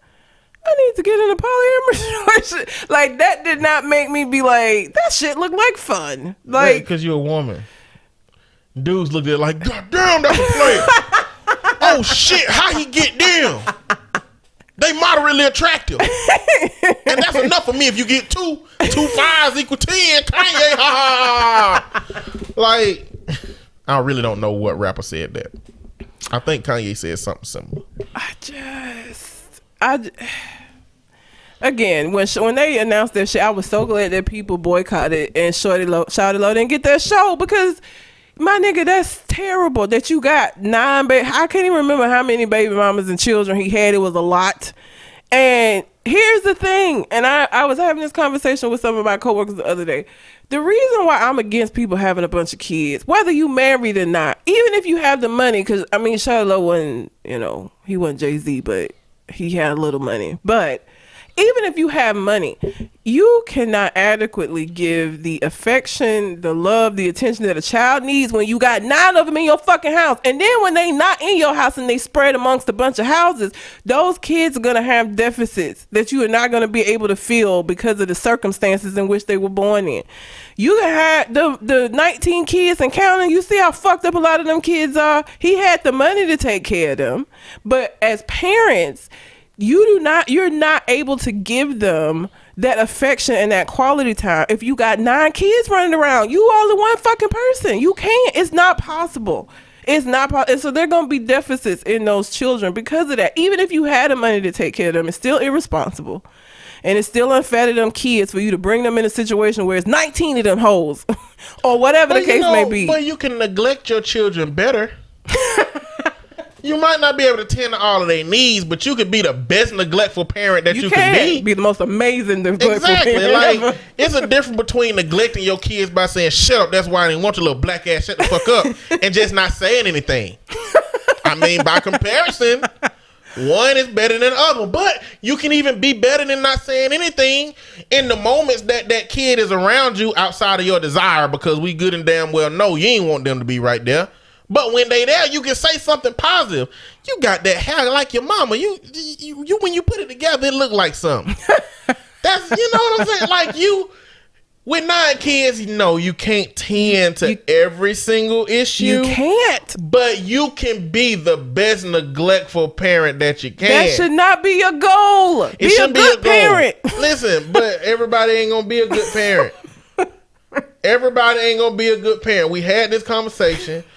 Shawty Low sold crack, okay? He did. We have to make sure we manage our expectations appropriately. All right? He sold crack. He got 9 kids. The best he can be is a decent, neglectful father. Shout out to all my haters. Yeah. Rest in peace, Shawty Low. But in people who are in a similar situation, the best you can be is a good, neglectful father. Just be there. And when one kid is in front of you, do something positive that they're going to remember. So they can say, my daddy was, You know, he was all right there. When he was there, he was great. He was pretty all right. He never said nothing to make me mad. He ain't beat me. You know, he was, when he was there, he was okay. You know. Meanwhile, he felt like crack, but you know, he was all right. Meanwhile, these kids gonna be cousins and siblings. Like, and I had a client who. It's always so funny when people start telling you their story and they leave stuff out and then they drop like a bomb and act like they didn't say what they just said, and it's like, wait, back up, back it up, wait a minute, what? She was fighting with her sister, and her kids had gotten taken, and she was like, you know, she couldn't understand why her sister was so hateful, and we kept talking, and you know, her sister got kids, and her sister wasn't the greatest of moms, and she, you know, I was like, okay, well, is the dad involved? She's like, well, I mean, he is involved as I let him be. Wait, why do you have something to do with how his involvement? Well, because, you know, him and I got together after he wasn't with her no more. So she was living with her sister. Her sister allowed her to come and stay with her. And when she left with the man and had kids by him. So their kids are connected to each other in multiple ways. And I was like, that would have been important to know. You've been sitting up here talking all of this shit about your sister, not telling me that you not only did you take her nigga and he married her. The sister never could get him to marry her. He married her, my client, and they had kids together. That's a reason for your sister to be fucking mad at you, bitch. What are you talking about? You know, I'm pretty certain I don't have the highest IQ. Okay. And I'm saying that because, like, when you said that, it just made me realize how stupid some people are. Like, she don't understand why her sister might feel some type of way about this whole situation. Like, so she ain't computing. But I was at the park the other day at a mental health fair, and I was looking around at all these people who's supposed to be smart and intelligent and got these high roles, and I'm like, all those people are smart, but I feel like I got efficient intelligence. I feel like with what intelligence I have, I work that bitch like Tetris. I put all that shit in the right space. Like, the most efficient, like, I feel like some people just don't. You're the Prius of intellect. I wouldn't use a Prius to. Well, it's efficient. It's not, you know, it uses what it has. It's just gas efficient. Well, yeah. Go on. I don't. Okay. If that's where you want to go with it. Yeah, I got a Prius of intelligence. It's just what I'm saying is, you know how some people can't play Tetris. Yes. Some people like they put one of the big sticks across at the top, so now you can't access a lot of the bottom area. I hate watching people play that can't play. Why would you do that? I don't know, but I feel like it's people out here who are living like that. Even if me and them got the same IQ, the idea that they can't efficiently adopt and adapt to their environment. I just be like, how do you not? I don't understand. You stupid. You're not smart. Trying to get and if you are smart, because clearly you're a nurse and you graduated high school, and that means there's something else fucking missing. You're not able to make the use of the intelligence that you have in different contexts, because sensibilities would tell you that in our society, if you take away somebody that you know's loved one, whether it's a mate, whether you kill them, or whether you isolate them somehow, you're going to be hated. Yeah. The fact that you don't understand why, or that it benefits you to be in denial. It's been enough time. Why are you still upset about this? Man. Because every time I got to see him, I gotta see your ass and these kids, and now my kids have cousins and siblings that are the same fucking people, bitch. Do you know how fucking that's just? What he thought was he was finna get one of them sister wife situations. I guess he thought, but he thought wrong. Yeah, nah. Didn't happen.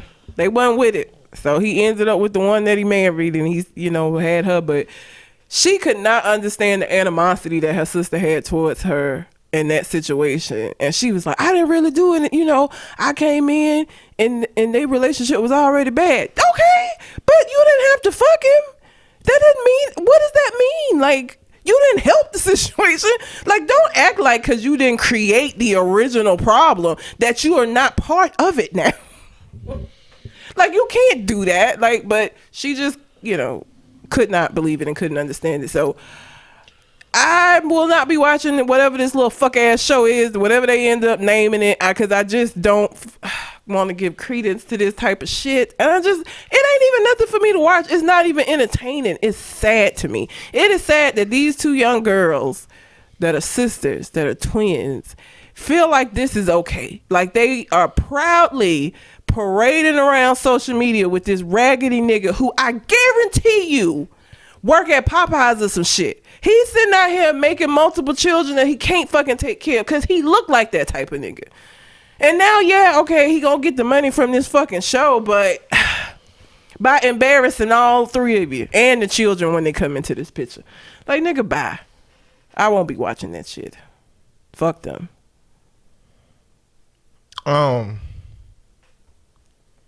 What year is it? It's 2019. Okay. Have you heard of the movie LoQueesha? You are lying. There is not a movie named LaQuisha.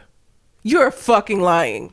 I'm what? telling you the truth. Why is there about what? What if I told you that the movie LaQueesha was about a white bartender that gives such good advice that he applied to be a radio show host and got denied until a black lady told him that if you're a black woman, you get the job. And he decided to pretend to be a black woman named LaQueesha. And he got the job. And he passed off as a black woman doing a radio show as a white man. So it's a racist Mrs. Doubtfire? Is that what you're telling me? I'm going to play the entire trailer on here because I want everybody. There's a trailer? What? There is a trailer. Wait, what year is this movie from? This movie ain't even out yet. They making this today? Now? Get the fuck out of here. What? I want you to hear this, okay? I'm listening. I can't wait. You always seem to say the right thing to just the right person. What's your secret? I'm really just talking to myself. I don't charge for my advice. Well, you should, because it was amazing. I saw this, and I thought of you. You will be a hit in no time. Welcome to the Joe Show. I submitted myself to a radio station for my own show. Well, congratulations. They rejected me. Well, congratulations then. You weren't right for your own show? Jason skipped it. You need to get the money for this school. $13,000 a semester? Asking me is their own show. If I was a black woman, I'd be perfect. She's brilliant. I know. LoQueesha gonna be the biggest thing in radio, but I still need my anonymity. You nervous? It's not a crime. It's theater. You love with LoQueesha. What's your problem? Hi, LoQueesha. It's free. Oh, I ain't talking to you, not the way you sound. Next caller. You go, girl. You just be good to her. If you good to yourself, you can be good to others. Don't be too good, because the police will come around. Where did you get this? I got another job. Doing what? Consulting work. What the hell would you know about being a white guy anyway? I know quite a bit. LoQueesha is a real role model for every African-American woman on this planet. Like the whole city has LoQueesha mania. I am LoQueesha, officer. What was that? I think I might be a black woman trapped in a white man's body. You need to talk to LoQueesha. Just because she's a woman and a black person doesn't mean that she doesn't understand you. Is this really happening? I'm on a bridge above the river, and I'm gonna jump. But thanks for calling. Enjoy your jump. I gotta start listening to her. Get the fuck out of here. You have got to be kidding me. What the fuck? What studio, what director, what actresses and actors signed on for this motherfucking project? The whole thing was offensive. His conversation of a sassy black woman. The things that he was saying, and you didn't get to see some of the imagery. One of it just showed two black women yelling at each other on a talk show, and that's when he said, if I was a black woman. It was about him needing money for his son to go to some private school.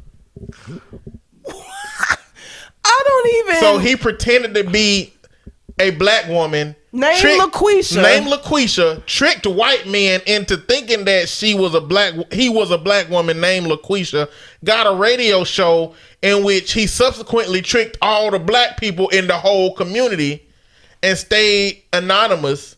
Now, I'm sure something gonna happen in the show. Like, the movie won't be all right to me unless he dead at the end.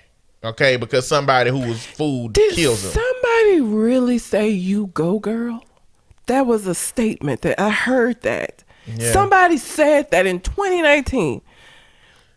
You see why I asked you what year it was? I understand this shit from 2001, maybe.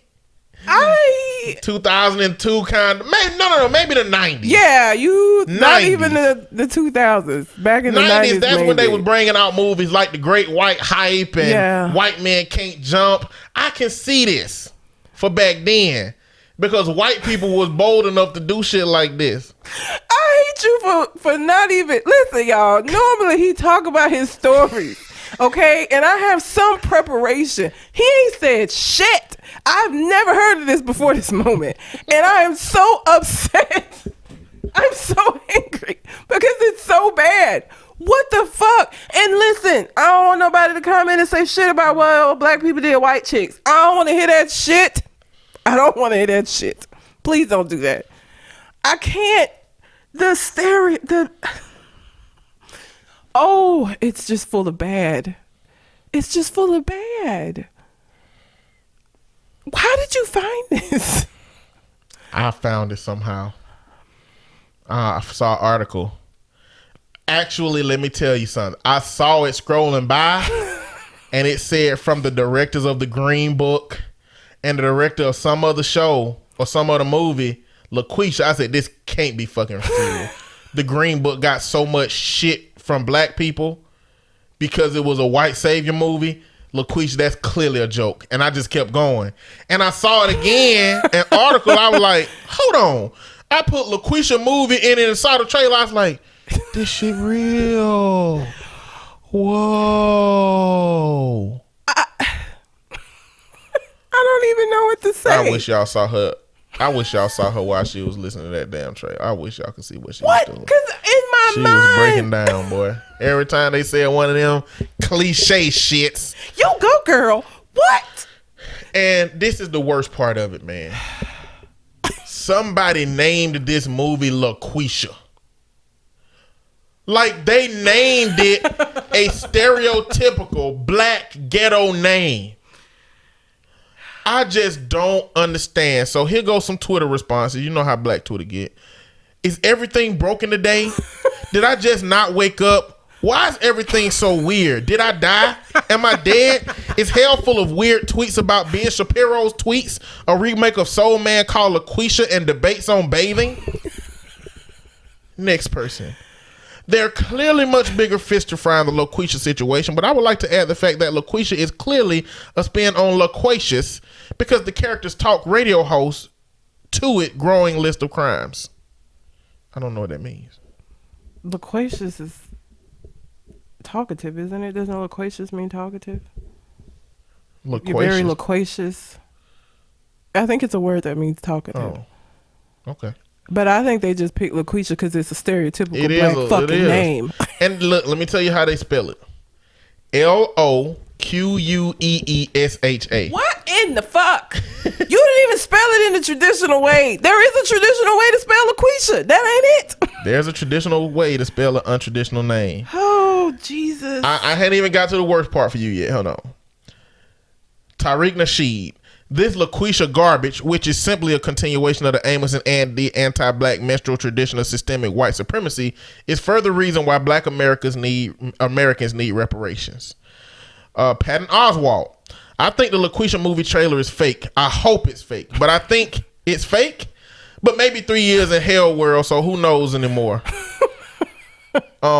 Okay, so fuck Jeremy Seville, fuck this LaQueesha movie, fuck the black people agreeing to be in this movie. Yes. Fuck every single person involved, and fuck Jeremy Seville. Yes. We see white people do this often. Use blackfishing blackface to disguise as minorities to occupy spaces that they don't belong in when white privilege isn't enough. LaQueesha. Hashtag LaQueesha.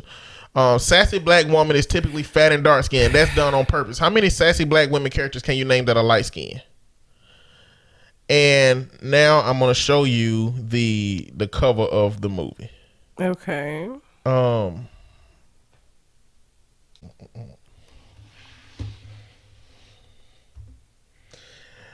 It's a white man, Jeremy Seville, holding a black woman's decapitated head as if he's taking the head off of his own head. Get the fuck. What the fuck is this? What is? I need y'all to go look up LaQueesha movie, watch the trailer, and see the cover, and see. What is that? And just help me understand why the fuck this is happening. Why is this a thing? In 2019. This is what I be talking. Why is this something that somebody had to tell him not to fucking do? Why is this not something that you know that's just not okay to do? Nobody should have to be saying, hey, this shit is racist. Hey, this is not a good look. Nobody should have to fucking say it. It's obvious.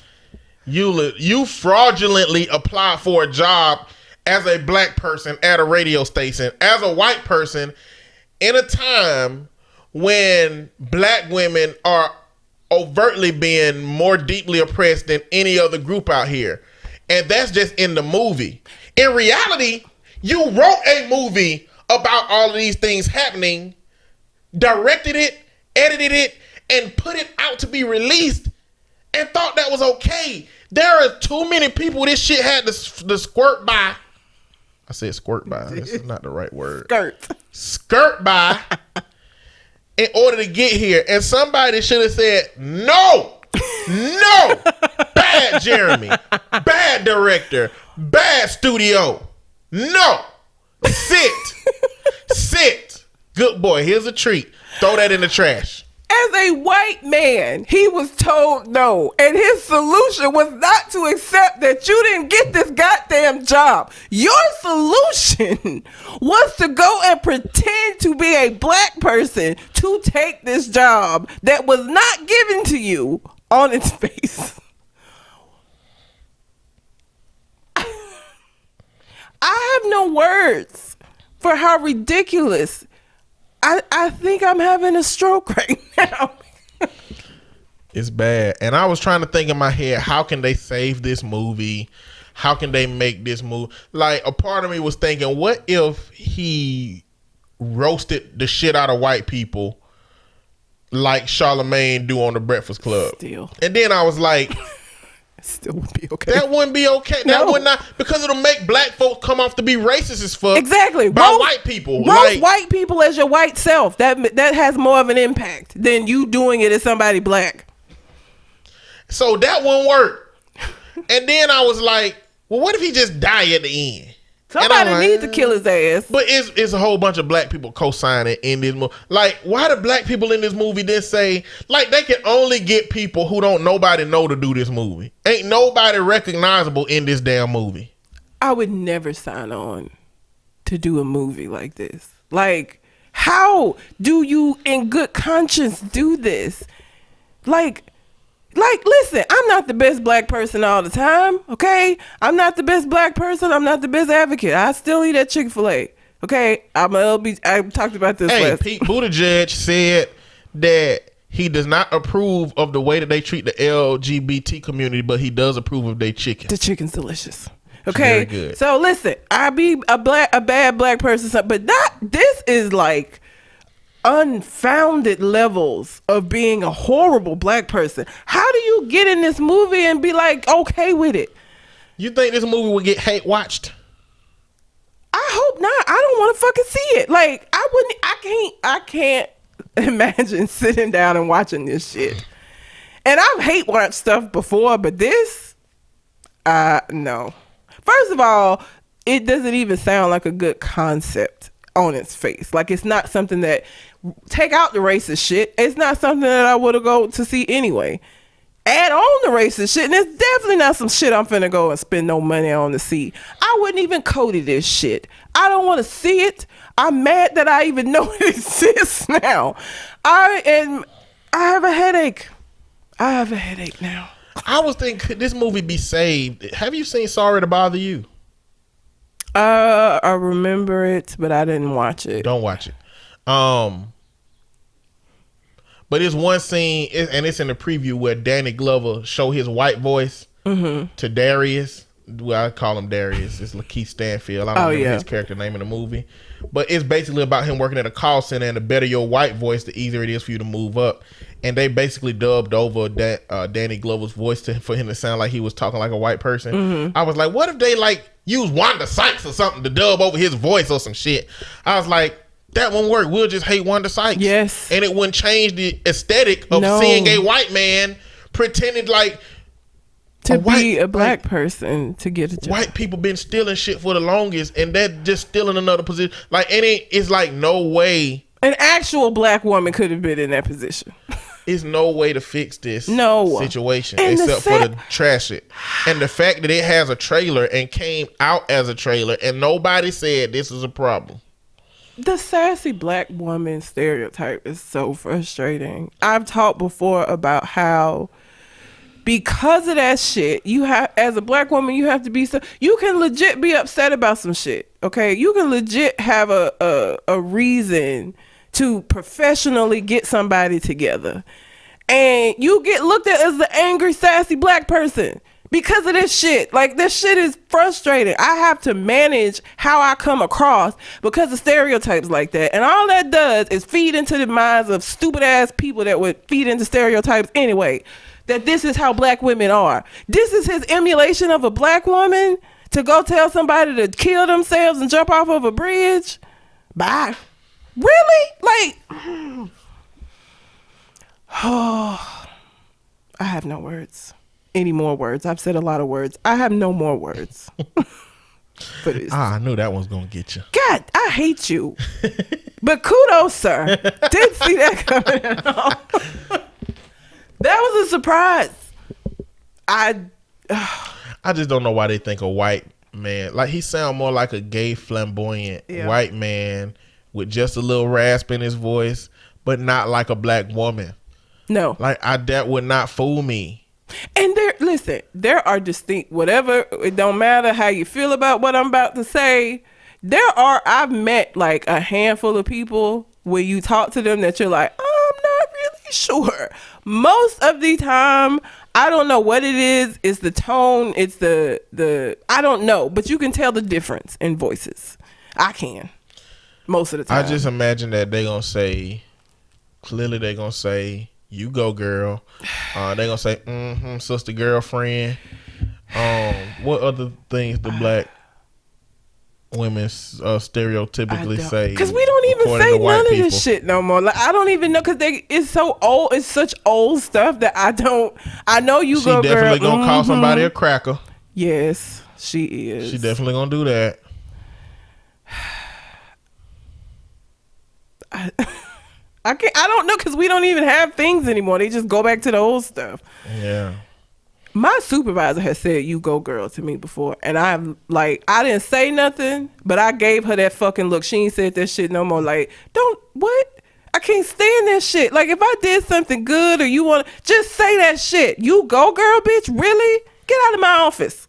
The fuck? I think I talked about that scene in Scrubs where, like, one of the head donors of the hospital came in, and Turk, the surgeon character, was the only black one in line.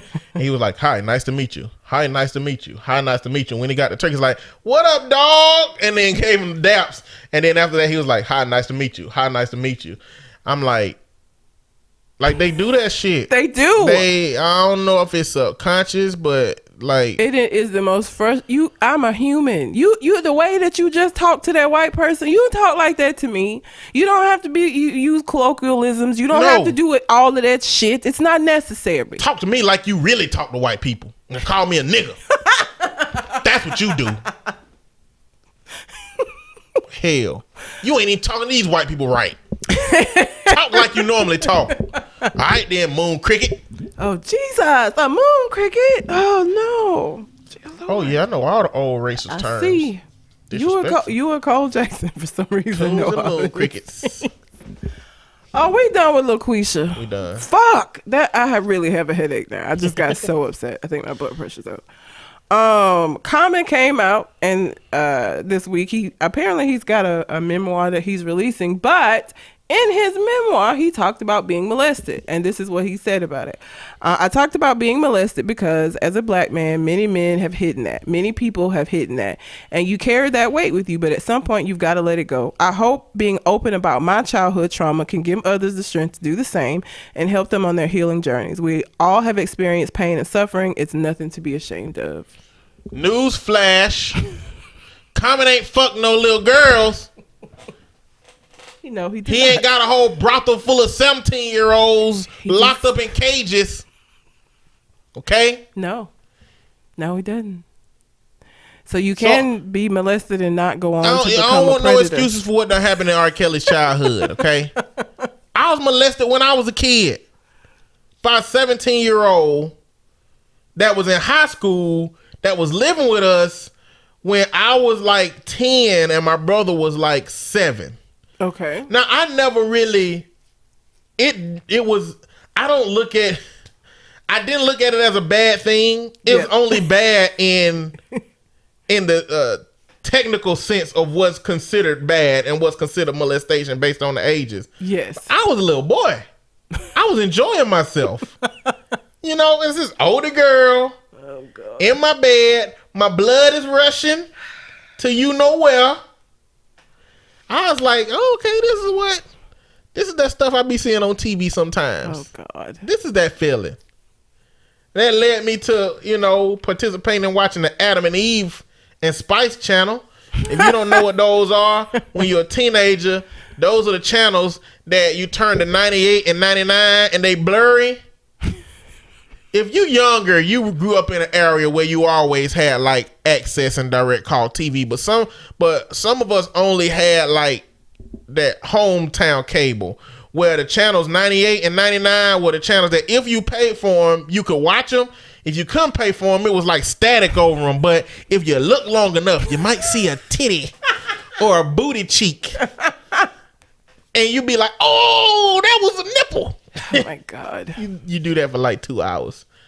Wow. That's when you don't have like a male figure that's going to buy pornography for you to find accidentally.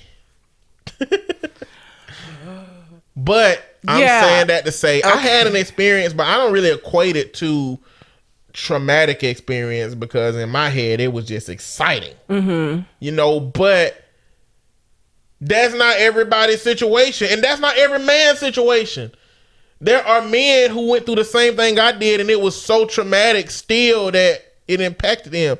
Ain't no excuses for if you had some shit that happened to you when you were a child and you became an asshole afterwards. A predator. It doesn't matter. You became a predator. Because if that was the case, everybody who has ever been molested will react in the same way. These are choices that people decide to make.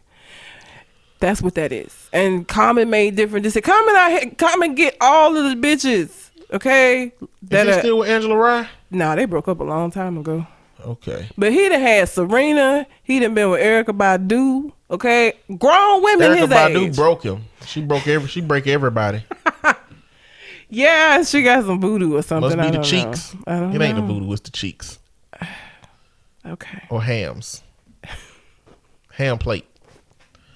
Kudos to Colin for coming out. Not ham slices. That could not have been. I'm ignoring you. That could not have been that's not an easy thing to admit because people are gonna look at. Some people might look at that differently. Especially, he didn't say. I hadn't read the memoir. He said he was molested. I don't know if it was by a man or a woman. So, for some people, in some people's mind, that will make a difference. That might make a difference in how they look at him. But he's sharing it to be light to other people, so kudos to him for that. So I saw that, and that was like one of the things this week that I was like, all right, humanity's not awful all the time. We have moments. You got any more stories? Do I have anything else? I was just gonna give a run of all the stuff I was gonna talk about that we not gonna get to. University of Alabama's first black student received an honorary doctorate 63 years after being removed from the campus. So, I mean, that helps. She's finna fucking die. The fuck is she gonna do with it now? Yeah, exactly. But I guess they tried. Just figure out how to put it on the wall with her osteoporosis. Congrats to Lucy Foster. That was her name. Congrats, Lucy. But it was during the civil rights era, so, you know. Yep. But I guess. Take your black ass off our campus. Yeah, basically. Now 63 years later, here's a degree you can't do shit with to make up for the fact that we fucked up all them years ago.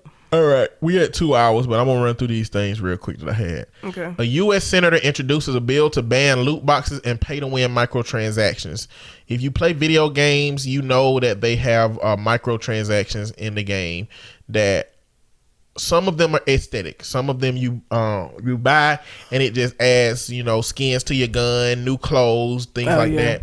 But there are some that when you buy them, it makes the game better for you, but not better for other people. And so it's basically the more money you have, the better you'll do at a game.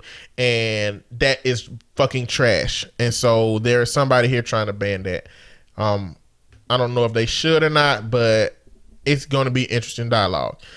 Amy Schumer is asking fans to boycott Wendy's and their spicy chicken nuggets. Spicy chicken nuggets are delicious. They are delicious, but something I didn't know is that a program was created in before 2005 called the Coalition of Immokalee Workers Fair Food Program, which is a partnership among farmers, farm workers, and retail food companies that ensures humane wages and working conditions for the workers who pick fruits and vegetables on participating farms. Because apparently there's a lot of rape and violence, and that goes on at these farms. So nearly every company has joined the program. Subway and Burger King in 2008, McDonald's in 2007, Yum Brands, which is Taco Bell, KFC, and Pizza Hut in 2005. Then Whole Foods, Chipotle, Walmart, and Trader Joe's. Just about every big person joined the coalition, and Wendy's still has not joined the coalition. I don't know. I guess Wendy's get cheap little nuggets or something from that. But either way, Amy Schumer is talking about that.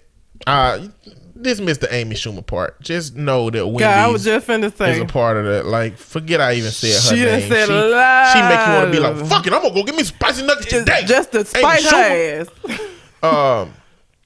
Arizona Senate passes a bill deeming pornography a public health crisis.